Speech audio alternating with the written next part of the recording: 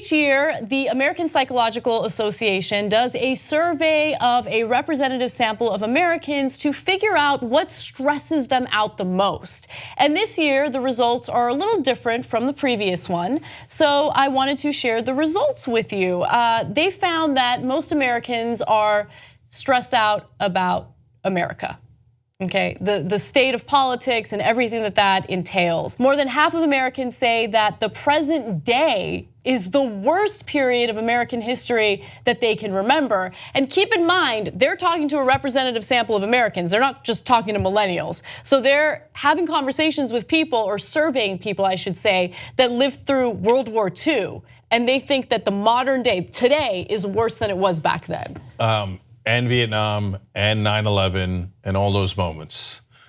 Wow, okay. Well, there's a lot of different reasons for that, which we'll get into in a second. So 63% of the respondents said that the future of the nation is a very or somewhat significant source of their stress. Here is, if you break down what they mean by that, here's what you'll find. 43% are worried about healthcare. 35% are worried about the economy, 30% are concerned with trust in government, crimes, and terrorist attacks. So a lot of interesting numbers here. 62% are concerned about money, very, very normal. 61% concerned about work, incredibly normal, right? But concern about the government and the future of the nation is actually higher than they're concerned about money or their jobs. That's amazing. I've never seen that before. And so part of it is because they realize, oh, right, what government does affects me. I don't have health care. I'm worried that somebody in my family is gonna die, or it's incredibly expensive and it's killing us, the payments, et cetera. But to me, the other amazing number was not just specific things like I'm worried about the government because I might not have health care and I might die. That's very specific and very understandable, right? The state of the economy, I might not have a job. But 30% said that they were actually concerned, as you saw in that chart, about trust in government.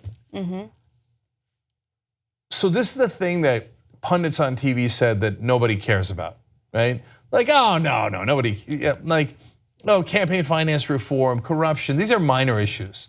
No, they're not minor issues. People all across the country are getting it. We did a poll in California, and number one issue was money in politics. Because people now understand the government's been captured by the donors. And as long as the government and the politicians are working for those tiny group of really, really rich people, we're never gonna get anything. We're never gonna get decent health care. We're not gonna get Medicare for all. We're not gonna get decent wages. And we're slowly being crushed. And that has dawned upon people. That is why they're depressed about it. Yeah, and people are laying awake at night worrying about these things.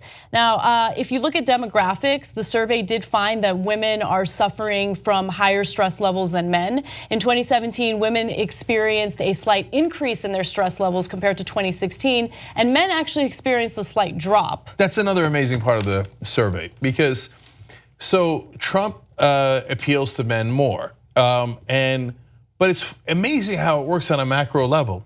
So a lot of guys, of course not all of them, of course these are all giant macro looks at the country, right? So, but a lot of guys voted for Trump, and when he won, they're like, oh, thank God we're back in church, right? And their stress levels actually went down. Now, again, it's an overgeneralization, but it's in the numbers. I was really surprised because I would have thought that the economic anxiety and all the different anxieties that they're seeing overall would have also affected men. But no, this year they're like, oh, things are a little better, at least some percentage of men. Right, so I mean, I'm just guessing, this is speculation, because the women don't give a reason for why it is that their stress levels are higher than men. But my speculation is, think about the government programs that help single mothers, the equality issues that we were finally seeing some progress on that now, is becoming more of a regressive thing. I mean, we're seeing the country regress in certain ways when during the Obama administration, we did see progress. And I think looking back now, I feel like I kind of took that for granted. You know? But a lot of conservative men didn't see that as progress. They kept saying, we want our country back, meaning we want it back for us. So, but again, don't read too much into our speculation on it, because they did not break down by gender why they're upset or less upset. They just broke it down overall and then explained that the genders do view it a little differently. So, and then another piece of information or data that I thought was interesting, 45% of Americans said that they have lain awake at night in the past month due to stress, compared to 40% who reported doing so in 2016. So more Americans are stressed out, they're feeling more anxiety, and it's affecting them physically as well, because they're getting less sleep. And when you're stressed out, yes, it's an emotion, but it also has a physical reaction in the body. You release more cortisol, you're eating unhealthy foods, you're sleeping less. So this is gonna affect our health as well.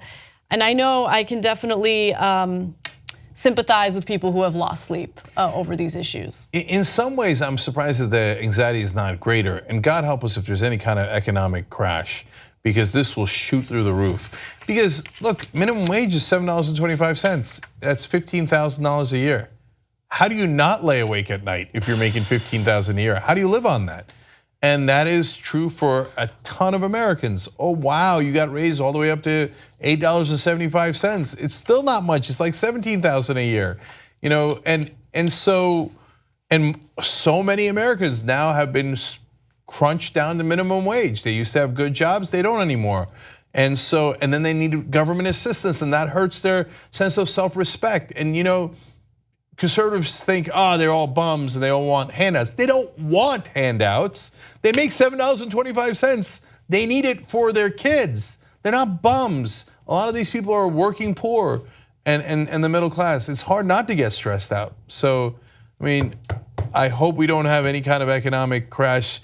If it does, these numbers are going to be astronomical. What you just watched was one of the videos that we do today, but we actually do a whole 2-hour show every single day. It's a podcast. You could watch it in video or listen to it as audio. You can download it, you can stream it, and you get it completely ad-free if you could become a member of the Young Turks. TYTnetwork.com/join.